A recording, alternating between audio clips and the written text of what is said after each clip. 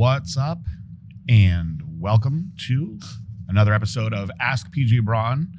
And I have a special guest today. We'll see if I give a proper introduction. There's a lot to this gentleman. So if we go through the list, we got gym owner. Yep. Bodybuilder. Yes. Veteran, but also a disabled veteran. Yes. Firefighter. Yes. What else? There's a lot. Yeah, there's a lot to it. I don't want to shortchange you on anything, but this is Tom Sturgeon, who I met in a pretty unique way, actually. Well, not unique because we met at the Arnold, Right. Which is, I guess, not unique, but we met because you had a beautiful dog with you, and I didn't even know that dogs were allowed in the Arnold, but then I realized that he was a service dog. Correct. And you could probably tell the story better than me because it was a crazy day. But do you remember that day well? Yes. Yeah, we were walking around, and everybody was telling me, hey, you need to go see PJ over at Blackstone, and there was a line everywhere. You couldn't get close to you. And we walked up there, and Sammy said, hold on a minute, and went and got you. And you come out, and you sat down and took the time to be with me and Bing and kind of listen to what our story was about. And I everybody knows that I love animals. So you could have been a dick, and I still wouldn't want to talk to Bing. But fortunately, you guys were all nice guys, and we had a good conversation. And then you meet so many people at the Arnold that you assume, oh, maybe I'll see this person next year. Right. And that was that. And then I'm trying to think of when we spoke again because there was a little while in between that. And you already had your gym open? Yes. So your gym is in Indiana, in Evansville, correct? Correct. And so your gym is pretty awesome in the way that it's very, very supportive of disabled military. I've seen you training disabled military. Yes.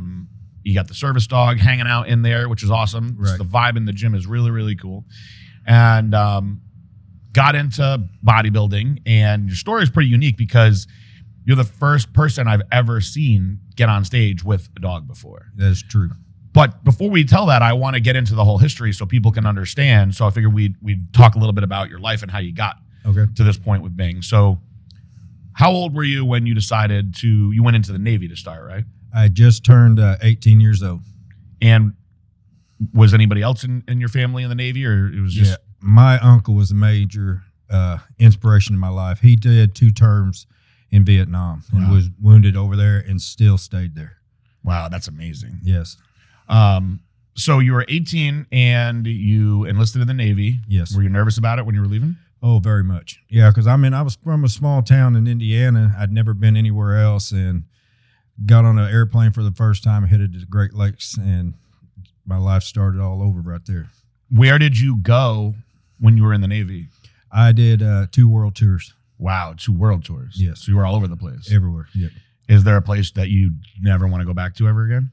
Yep. Saudi Arabia. Saudi Arabia. Yeah. Was that, of all the places that you went, the worst? Yeah. What was the best? I'd say Australia. I like Australia. Yeah. How long do you stay in these places for? It would depend on how long we pulled into ports and stuff. Usually the longest we'd ever stay would be 6-7 days. So when you were in these various different spots, was there any kind of, I guess, hostels or like dangerous things that you had to deal with? Or most ports that, say, Philippines, Thailand, places like that, you had to watch your back. Really? You were there for one reason. They wanted your money or your ID, and you had to watch your back at all times. Were people getting into trouble in any of these places? Oh yeah. You'd see sailors getting in trouble, but that they're young, first place, never been anywhere else in their life. They didn't know what to expect. And what happens if, like, say somebody pulls up to port somewhere, and I know there's always like bars and stuff like that. Let's say somebody that's in the Navy gets into a fight with somebody and knocks somebody out in the bar, gets arrested. What happens? Do they get? Oh, they go to captain's mast, and then they're going to be put in the brig on the ship. For how long? Depending on how long that captain decides. It could be anywhere from 10 days to 30 days They will, most of the time they'll make it where you can't get off the ship again on another port. And if we pull back into home port, you still be on the ship. They cancel all your leave. Oh, wow. So it's basically like jail on the outside then. Right. Except you're on a ship. Right. Yeah. So you did 2 world tours, Mm-hmm. and so how old were you when you were done? I just got out of the military when I turned right at 21. Oh, wow. So you did all that in a 3 years. That's amazing. So you were on the road a lot then. Right. Or on the sea, I should Right. say. So in those 3 years, do you feel like if you didn't go in the Navy that your life would have went in a much different direction? I mean, most people are very proud of their time served. If I wouldn't have went to Navy, I just would have worked a dead-end job at a factory somewhere, and that'd be all I did. Wow. So when you got out at 21, Mm-hmm. did you have any idea what you wanted to do? Yeah. I wanted to own my own business. That was my main thing. So I went to school and learned how to do landscape design. Cool. And then when did you start doing that? Right afterwards. Oh, so you got out of the Navy and you started, Yes. and you had your own business? Yes. And I've never worked for anybody. so how did you get from that to being a firefighter? I while I was in Mississippi, I became a junior fireman. Okay. And the story on that is I was very proud to be a fireman, and I was very excited about it. And so then I woke up in a ditch one day, and I was having seizures. How? And It just happened? yeah, and it would just hit me out of the blue. Didn't know what was going on. And a good friend of mine that was a highway patrolman that I knew because I was a fireman was standing over me. And they took me to the hospital, and then we found out that I had a brain tumor. Did they think that something possibly caused it? Or was it just some sort of freak episode? They, to this day, they can't, I know when I get my anxiety kicks up, Yep. or I get something like that, it'll cause me to have a seizure, or if I'm real tired, I get a lot of bad migraines because of it. So it just link all that together. Do you have to take any medicines for it? Yes, I take I take my seizure medicines, I take my medicines for my tumor, and then I take medicines for my anxiety. Wow. So how old did you say you were when you ended up in the ditch? I was probably about 23. So you're 23, you're young, you got the whole world by the balls, as they say. And were you on duty when you ended up in the ditch? No. So you're just driving your car and ended up in the ditch. You don't like recall? Mm-mm. You just had a seizure and crashed. Yep. Did you have other injuries from the crash? No. So you got lucky in that sense. Right. Unlucky with the seizure, but Right. at least you didn't fly through the window or anything. Right. So how long were you in the hospital for after that? I spent about 7 days in the hospital, and then after that, it was just off and on. So your mind's got to be pretty blown when they tell you got a tumor in your brain. Yeah, and when you can't figure out why you're having seizures, I mean, I battled a lot of depression because of it. Mm-hmm. Now, when you say a lot of seizures, for people at home that have no idea how often these things can happen, are we talking like once a month? No, I've had up to 20 to 30 in a month. That's insane. Yeah. Man, I already know some of this, of course, but I can't imagine like having the fear of that at all times, because I know, with my anxiety, the panic attacks I get are when I feel like I'm going to die right in this moment. Mm-hmm. So for me, I know that if I knew I could have a seizure at any moment, that would just trigger my anxiety nonstop. So I don't see how you could not have anxiety with that lingering at all times. And the medicine that you take, how good does it control it? I went from when we first started, I had a helmet on. Mm-hmm. A lot of people don't realize I have a plate because I had a seizure one day and hit the corner of a table and busted every tooth off. Oh, I didn't know that. And so they had to take them all out, and because of the seizure. But I've got to a point now that with my medicine and everything, I average probably anywhere between 8 to 10 a month. Wow. even with all the medicine. Right. So if you were not taking the medicine, oh, it's a bad situation. Yeah. Now, did they say that they could operate on the tumor? They keep an eye on it, and they do MRIs on me and keep an eye on watch and see how it's growing, because where it's at, it is a very difficult location to get out. So they keep an eye on it and see if it's growing. And if it is growing, then they'll have to go in after it. Has it been growing? No. Oh, thankfully. I mean, that's freaking scary. Yeah. So you're 23, you're in the hospital, you find out that you have a tumor, you got to get all this under control. And then where do you go from there? I went from having everything. I had a show truck, I had everything, and then I ended up to where I had nothing. We're talking food bank. And so I picked myself up from there, and at the same time, they told me I couldn't be a fireman. Why? Because of my seizures and stuff. Wow. And if you come to my gym right now, you will see I have a congressional award from Congress for being a fire chief in Mississippi, because they said I couldn't do it. We went and fought it. They said, okay, you can be a fireman. Not only did I keep being a fireman, I became the fire chief. So that's amazing, but I need to know more about how that happened. You didn't just become fire chief overnight. No. So how is the progress for that happening? They tell you can't be a fireman at all, and you become the fire chief. I want to know the details on that. I kept on working, and like when it came time for a call, I was the first one there. I literally lived about a half mile from the fire station, and when a call would come out, I would run to the fire station. Even when you were off? Yes. Oh, that's awesome. And I would be there for every call. I did all my paramedic stuff. I did all my search and rescue stuff. I wanted to prove that I could do it. And I became a training officer. Then I became, they asked me to be assistant chief. And I was assistant chief. And then after that, I became the chief. And how long did that take? It took me about 6 years. Amazing. When you were working as a fireman, did the job change a lot from when you started to becoming the chief? Yes. So when you're the chief, what goes into that? When you're the chief, my wife will tell you, she hated to go to a call when there was a fire, because she knew that white helmet, which was the chief. Yep. When you were in there, you're responsible for all your guys' lives. And for me, I had a bad habit.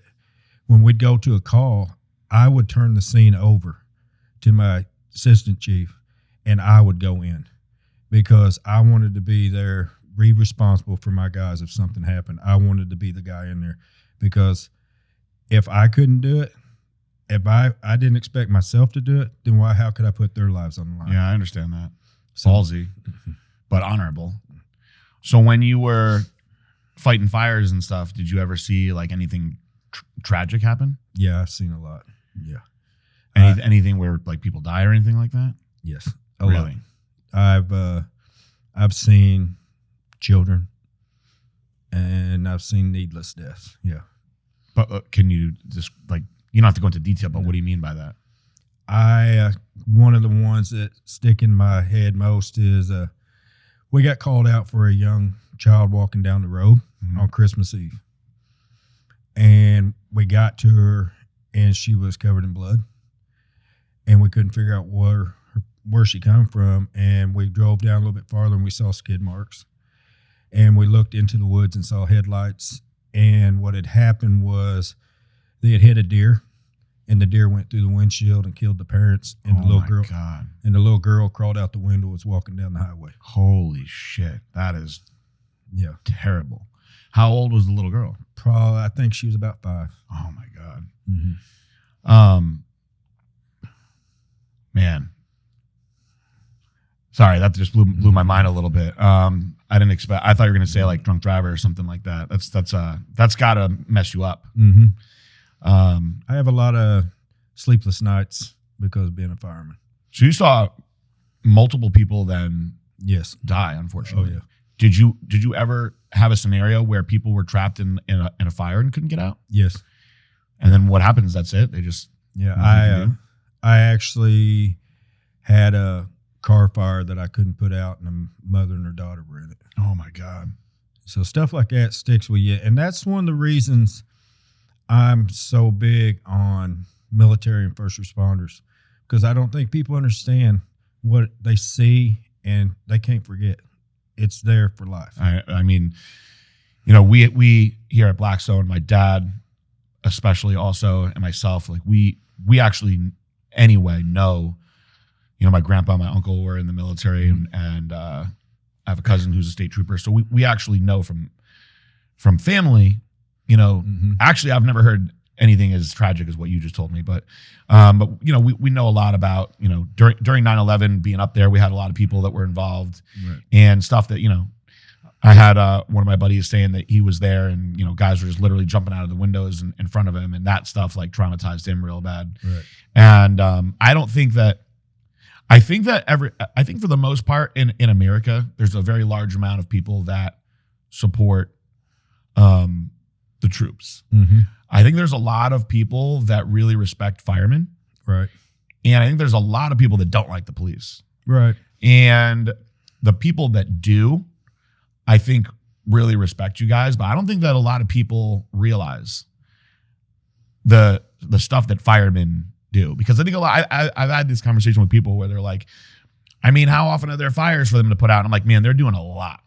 Well, there's a lot besides fires that they're doing. You know, there's crazy situations that, you know, you see the fire truck showing up for, and these guys are going in there blind to knowing what they're going into a lot of the time. So you're gonna, just by law of numbers, you're gonna see some bad shit. Well, you got to realize most of the time you see an ambulance called out, there's a fire truck. Yeah. And a lot of times people don't realize this is when you see that helicopter landing at a scene, that means something's bad. Or when you see them firemen up there and they're having to cut cars open, you know, I used to aggravate me so bad as you'd see the rubberneckers. They want to turn and they want to look and everything.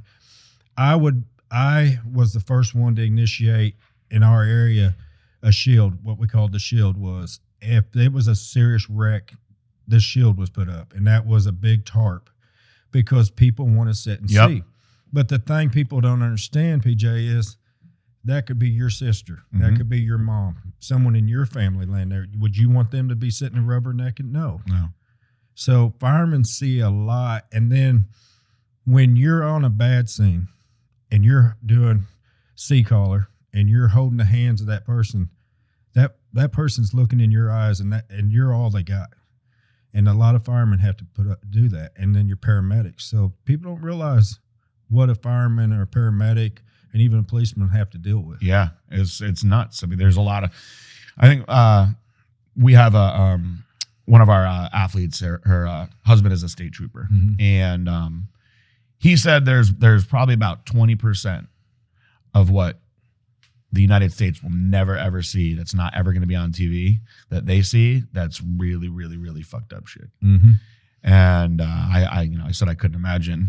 We have another buddy from the Legion who, good buddy of mine, he responded to an incident where there was a heroin addict that they wound up having to do CPR to, and the guy had dirty needles on him, and my buddy got pricked with the dirty needle. Turned out the guy had AIDS, so he had to go on all this crazy medicine. It was like emergency, like precautionary medicine. They had to send him home for like 30 days, and the medicine makes you very, very, very sick. So he lost like 30 pounds, so he was throwing up every day and pain every day, but he could have gotten AIDS from this guy's dirty needle.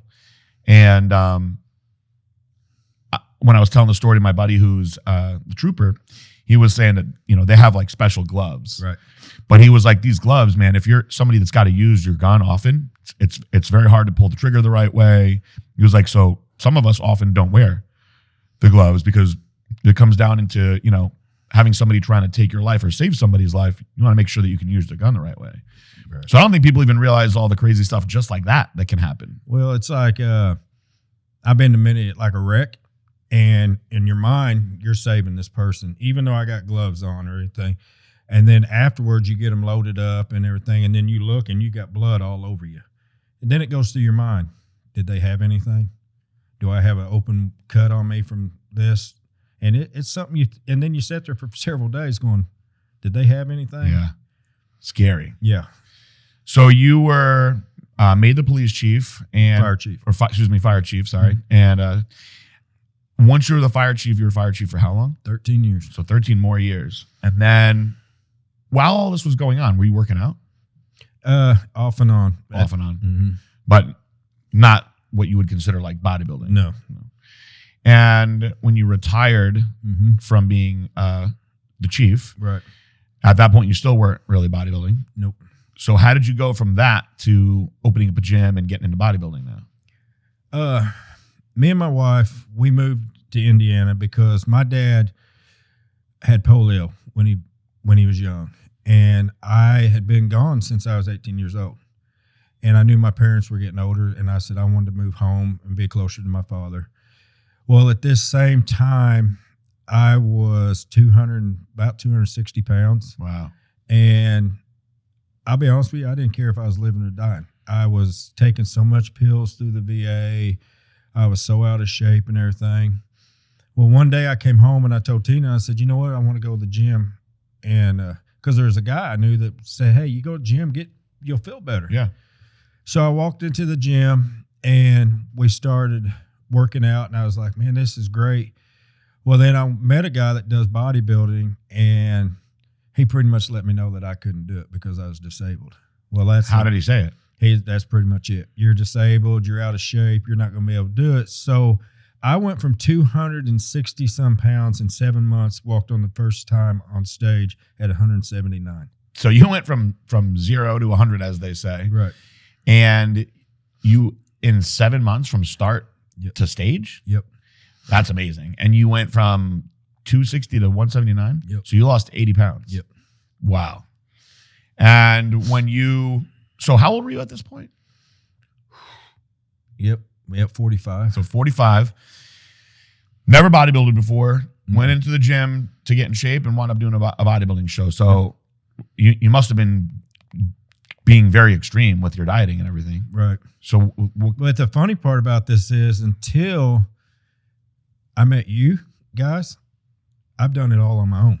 I tried to figure it out on my own. I've done everything on my own. Oh, so you had no coach? No coach. Oh, wow. I've never had a coach until now.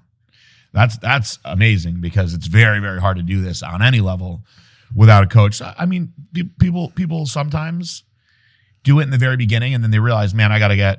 But really, most people, the questions that I get about bodybuilding now are, who's the best coach? Who's the best coach? Right. It's not even what should I eat or how should I train? It's who should I have design all that for me instead. And I actually admire anyone that can do it on their own. The end of my career, well, at the start of my career, I had different people guiding me. And I wouldn't say that I had a true coach for my first show. And then I started working with a coach. And then I started working with Dave Palumbo. And then after a couple of years, I decided that I wanted to pursue my own coaching and just do my own thing. And then I never worked with a coach ever again. And I really enjoyed that aspect of it. But that's very few and far between the people that do this without having a coach. So after that show, what was that show that you did the first show? That was Indiana Muscle. Indiana Muscle. Mm-hmm. And you did bodybuilding, right? I did physique at the first show. Mm-hmm. And now, how was your experience like physique? Was it positive? Yeah, it was positive, but it wasn't what I wanted. And I had originally started this, when I first started it, it was to show people, hey, you can overcome a disability, because I was told you couldn't do it. I'm one of these people, you tell me I can't do it, I'm going to do it. Yeah. So I wanted to show you could overcome it. How much cardio were you doing? Oh, hours. Yeah. Hours. And how strict was your diet? Very strict. What were you eating? Chicken and rice, fish and rice, a lot of asparagus. Mm-hmm. Were you doing any kind of like carb cycling or anything? I didn't know nothing about carbs. So you're just eating what you thought was the right thing to eat? Yep. Were you weighing out your food? At that time, no. So you don't even know like what you actually were eating. No. Probably less than you realized. But if you were doing nothing at all, it was probably a really good change for your life anyway. Right. So after that show, you're 179. Mm-hmm. And what do you decide to do from there? I went to Kentucky Muscle. Okay. And how much longer after that was that? 7 months. Were you hooked already after the first show? Oh, yeah. Okay. Yeah. And how did it change you as a person when you got hooked on bodybuilding? I have drive. And I feel so much better about myself, and I feel I got so much a higher outlook. And and I don't care what anybody says. When you do bodybuilding, you put everything you got in it. Absolutely. And it takes a special person to do that. And I found out people respect that. Absolutely. I have found that in all walks of life, there's many people that truly don't understand bodybuilding, but many of them really respect it, regardless of understanding it. Right. And I think that the hardest thing for people to understand about bodybuilding is people would say to me all the time, they're like, so how much money do you get if you win? I'm like, oh, you don't get money. It's not why we're doing it. It's the process of bettering yourself to be the best that you can be. Right. It's hard for a lot of people to grasp that you're doing this without some sort of monetary prize, right. And it's very hard, I think, for the average person to say, wait, I'm going to put all this time into something, all this work, all this, and I don't even get any kind of money prize in the end. Why would I do that? Right.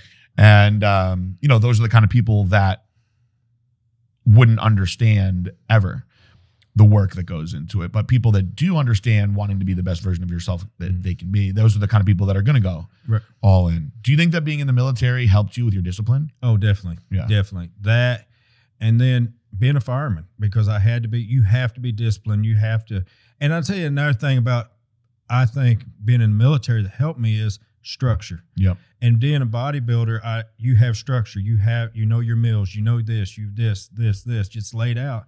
And that's, I think, so reason I love it so much, because I'm one of those people, I have to have structure. Mm-hmm. I have to have a guideline, what I got to do. Were you like that before you were in the military? No. So you learned to thrive in structure because of the military, and that carried over into bodybuilding. Right. Yeah, I find that of all the people that I've coached over the years, military typically adapts very well, and wrestlers always adapt well too, because they're used to cutting weight and having that structure. But you have to thrive in structure to succeed in this. So after Kentucky, had you opened up a gym yet at this point? Nope. So how did you go from competing to then opening up a gym? When so you're retired at this point. Yeah. You could have just been bodybuilding and relaxing. Yeah. Then what happened was I had fell back into anxiety and depression because of an incident that happened. So I battled with that, and Tina told me, she said, you got to get back in the gym. You got to get back. You got to compete again. And so I realized, hey, why don't I create a place for guys who have disabilities, who have, an issue, and where they can come. And so me and my wife decided we created Lift for Life. And Lift for Life it's all about country, and you come in the gym, and we're the only ones in our area that have handicapped equipment. We have team building equipment. But what's nice, what the thing about my gym is, you mentioned Dustin. Yep. Dustin, his therapist came to me and said, I have a vet and he's got issues, and I can't get through his head. He throws up, I'm disabled. He throws up that I'm a vet. Can you do something? And I was like, bring him here. So when he come through the gym, his wife, and my wife will tell you, I put my foot up and I stopped him in his wheelchair. And I looked at him and I said, listen to what I'm telling you. I don't give a damn that you're a veteran. I don't give a damn that you're disabled. And he looked at me and I said, because I am. So we're on equal terms here. If you're going to come in my gym, we're going to work. And you were witness to see what Dustin can do now. Yeah. I mean, he came into your gym in a wheelchair. Correct. And I saw him squat when I was there. Yep. It scared me because I've never seen somebody get out of a wheelchair and then try to do anything before. There is a bodybuilder who I've seen stand. It's like part of his routine. He can stand up and get out of his wheelchair for a second, but and he goes back down into it. So I was like, man, they're going to hurt this guy right now, and I got to be here and got to be a part of it. And then he went in there and he got under it. So that was pretty amazing to see. Yeah. And I got several in there that are missing limbs or stuff. But the benefit to it is we're finding out wherever I go now is I have a lot of them come to me, and because they know I can relate. Mm-hmm. My psychologist at the VA said, you have the ultimate three. You are a veteran, you are disabled, and you're a fireman. You've reached all three of that out there. And so I get a lot of them coming to us. That's amazing. Yeah, I'm so happy that I was out there and able to witness what you guys are doing out there. And the day that I was there, you guys were doing a bunch of stuff with the Special Olympics as well. How did that come to be? Well, my wife is very big for Special Olympics, and that's what our gym and that's what my life is about, is helping people with disabilities, you know. And so what better group out there than Special Olympics? And, you know, Special Olympics, we have a lot of paraplegics that come in, you know, we have amputees come in, we have blind that come in. So, I mean, I have this thing I tell people, a disability is an ability to overcome, because every one of us that have a disability, we have to overcome something. Absolutely. That's a great way to put it. Yeah. And with all this positive that you had going on, when did you find out that you had PTSD and that a lot of the issues that you were having were you know, spurning from these things? I learned that probably about 16 years ago, and I've had to deal with it since. Did you have to like go see a special therapist or something? I don't hide it from anybody. I see a therapist about 2 or 3 times a month, and I see my psychologist about once every 6 months. Yeah, I mean, I don't think there's anything wrong with that. I think people it's great to talk to a therapist. It really is. I went through to a therapist for a while when I was younger. And then in my divorce, I got back into it again. It helped me a lot. I think everybody should sometimes go talk to somebody. And it's very hard, I think, for people to come really open the right way to somebody that's their best friend or their family. But when it's, you know, someone that you're just sitting in a room with that their job is to listen to you, I think that you'll often may not do it the first time, but you'll wind up talking about some stuff that you never thought of before. Right. And it helps a lot. Yes. So 16 years ago, but were you like having like depression and panic attacks and stuff and not knowing what to do? Yeah. I've had the bad depression. I mean, where I didn't know, because when your life gets torn apart and all of a sudden you got to figure out how to build it back up, and you feel like nobody's there for you. And I think now the reason is I go and do a lot of inspirational speaking because I've tried to commit suicide. I battled it, and I know where these guys are coming from. So I've battled it hard. Were you able to get to the root of what was causing like the true depression and approach it differently? Right. Yeah. Was it something that you went through when you were working as a fireman?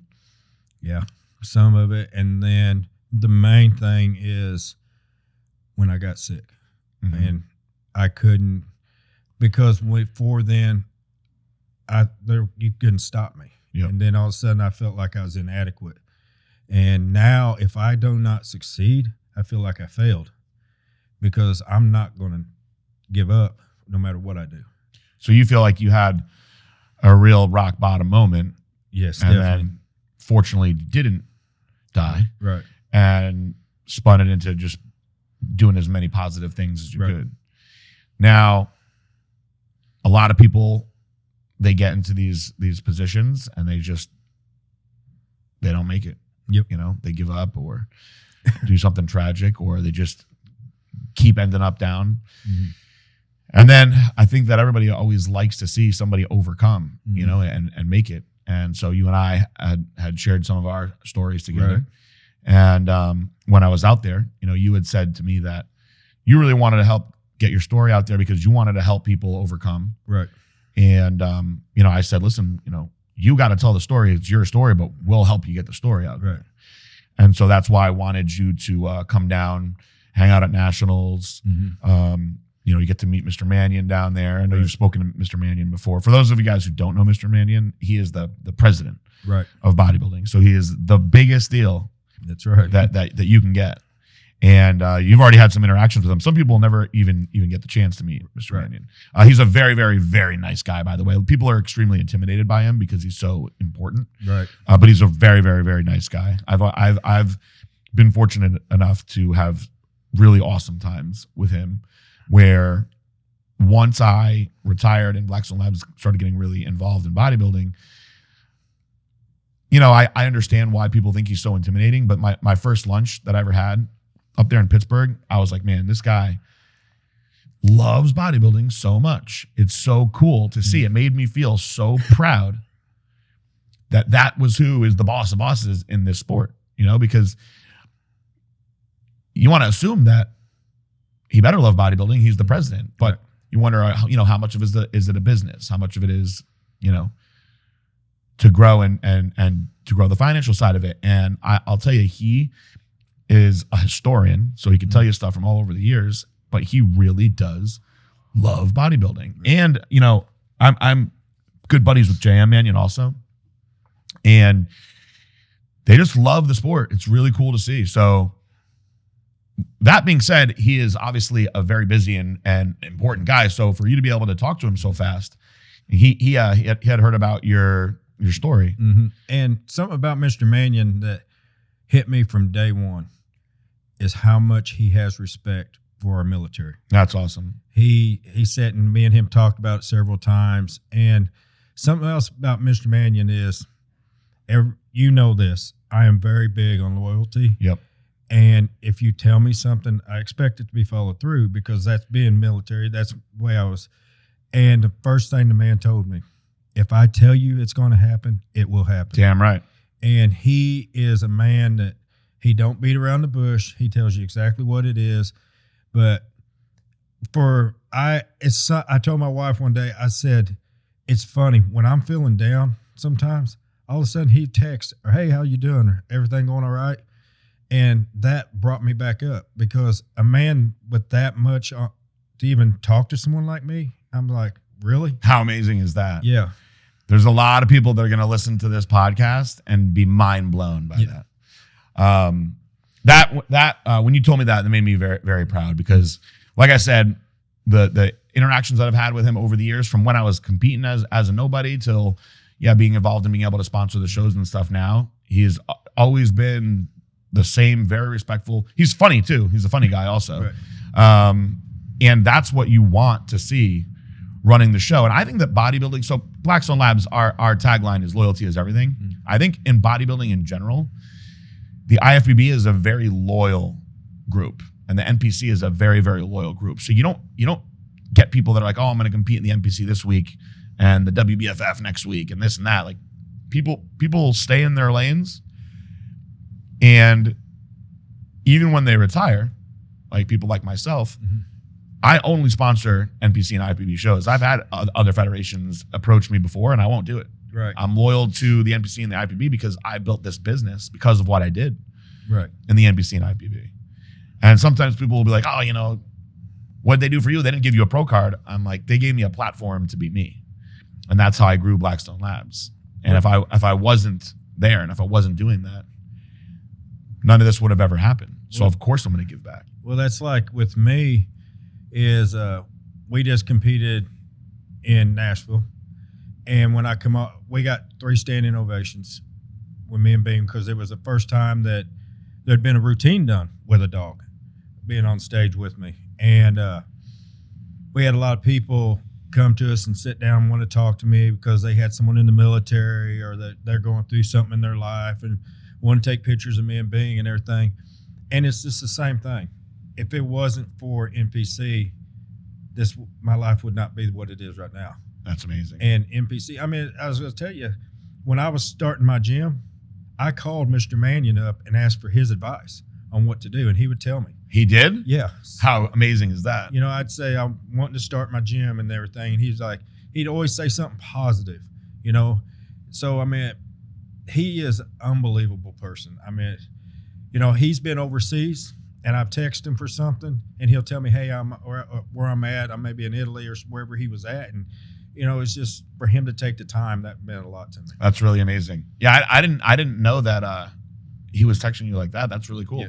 That's awesome. Shows a lot. Mm-hmm. So you've had these positive experiences competing, mm-hmm. and you and I talk. We start working together, become a rep for Blackstone Labs, and Sammy actually started helping you with your nutrition and everything else, and you're making improvements, and you decided that you wanted to compete at the Arnold. Yep. So the plan is to get on stage with Bing Mm-hmm. at the Arnold. So that's the first week of March. Yep. Of course, Blackstone Labs will always be at that one. We love the Arnold. And you got a little bit of time still. Mm-hmm. But what's going through your mind for this one? I have always said that I'm going on stage to show you can overcome anything. I'm going on stage at the Arnold, not just to show you can overcome. I'm going to place. Good. I am doing everything possible for it because there will be a lot of vets and a lot of people with disabilities see me up there on that stage. And I want to get, if I don't give 100% and be the best I can be, then what am I doing it for? Good. And how old are you going to be when you're on stage at the Arnold? 49. 49, almost 50. Yep. You have no desire to slow down though, right? No, I'm not going to. Good. When you started taking Blackstone Labs, Mm-hmm. had you known about us before we met? I had a guy tell me about, Yep. Mm-hmm. And now we've had, of course, other companies that want to cock block in on the story now. Right. I know Redcon's approached you, but we won't waste time talking about those jabronis, the fake military company. You had told me that you're a very loyal guy and you're going to show your loyalty to the brand. And I'm all about loyalty. So there's no reason why this shouldn't grow into a really, really amazing experience. Exactly. And the Arnold's just the beginning. Right. So then afterwards, you get to come to the booth and share your story with people. Right. Which is awesome. Right. There's probably not a bigger spot to meet people than the Arnold. No. It's that's nuts. Well, we trained today and did a good back workout. You went really hard. Yeah. Got this podcast in, and then we're heading to Nationals. Right. And Nationals is a very big show. So there's going to be probably 1,000 people, if not more, competing. And we've been sponsoring that show for years. I love that show. It's right in our backyard. And then you're heading back on Sunday. Mm-hmm. Hopefully you're even more motivated than ever. Oh, definitely. I'm going to tell you, people need to step back and see what's getting ready to happen. Good. Yeah. Well, before we say goodbye, is there anything else you want to plug while you're on here? Any shout outs that you want to give? Yeah, I have a guy back home named Austin Woodruff. Okay. And he is, I'd pretty much say he's the one that is pushing me. He makes sure I'm doing everything. He's in the gym. He's really pushing me really hard. And he's helping me get out there to people to do speakings and stuff. And it doesn't come any better than him. I mean, he's what I like to say, like with you, is he's loyal and he's a great guy. And then the biggest shout out I could give is to my wife. Awesome. Because if it wasn't for her, I mean, it's just like today when we were at the gym. If you knew, she knows. She knew my sugar was starting to drop. Mm-hmm. She knew. And she's Johnny on the spot. And then everybody knows without being, I mean, he's my boy. He's the man. He's my lifesaver. That dog. The best friend. That dog has saved my life several times. How long does it take to train a dog like that? It takes usually anywhere between 8 to 12 months, but then they're constantly in training. Mm-hmm. Like Bing, my wife, I'll tell you, I don't know because I'm out. But when I have a seizure, Bing will literally pull me away from things. And that's amazing. And gets under me. And then I have nightmares, and she can't wake me up. But Bing literally knows he'll grab a hold of me and pull on me until I wake up. And if I'm not feeling good, he's in the bed. That amazes me because there was a day before I actually got tested for the mono, mm-hmm. where I knew something was really wrong with me. And I could not even leave the bed that day. And that never happens to me. And I had passed out for a little while in the bed and I woke up and Jack was next to me in the bed and he can't get on the bed because his hips are bad. But somehow he knew that I was doing that bad that he got his ass up on that bed because he wanted to make sure that I was okay. Right. And I was like looking around to see if there was anybody there that put him on the bed and he just knew to get up there. Right. So dogs are amazing. I can be by myself during the day or something, and Tina be gone, and say I had a seizure or I have migraine, and she'll come home, and a lot of times I tell her, she'll say, "Hey, how are you doing?" Because she knows. And I'm like, "Oh, I'm doing all right." She said, "No, you're not. You're lying." I was like, "What do you mean I'm lying?" She said, "Bing's giving it away because he will not leave my side. He's stuck to me. He knows." And he can literally, like when we were at the Arnold last year, he will literally push people away and just make room because he knows and he's protecting. But what's funny about Bing is whoever he's with. So if he was with you, he's going to do the same for you. That's awesome. And Bing is a special dog. Well, special shout out to Bing then. We really love animals around here. Anyone that wants to get a hold of you for anything, speaking, and just to say what's up, how do they get a hold of you? They can go to our Instagram. It's Tom the Bing Team. And then, or I mean, if they really wanted to, they could probably go through you and you could let them know how to get a hold of us. But we're fixing to have a YouTube channel out. We're going to put that out on Instagram so people will know to be able to follow it. Good. Awesome. Well, I told you in the beginning, you got to post and get the story out, and you've been posting a lot, and keep getting Bing out there because everybody loves him too. Yeah. And you guys follow him, shoot the shit, talk to him, see what he's all about. Some of the veterans that we have on the team, I'm sure you guys can relate. And you will see more of Tom from Blackstone Labs for sure. And we're going to roll out of here. So this is my first time closing the show out by myself, but I will do it with a quick, as we always say, peace out, bye.